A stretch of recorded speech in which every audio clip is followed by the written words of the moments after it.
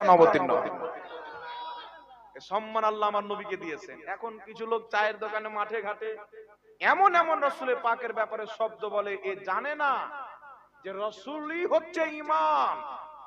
Inner যদি চুল পরিমাণে আঘাত দিয়ে কথা বলি, সব ধ্বংস হয়ে যাবে।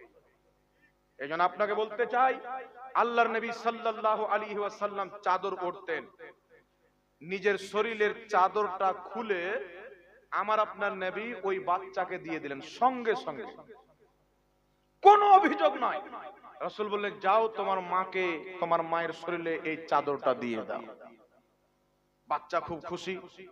মুসলিম শরীফের মধ্যে হাদিস, আমার আপনার নবী সাল্লাল্লাহু আলাইহি সাল্লাম ওনার শরীর দিয়ে যখন ঘাম বের হতো না, তো সাহাবায়ে কেরাম ঘামকে মুছে কাঁচের শিশিতে ভরতেন আর আতর হিসাবে ব্যবহার করতেন।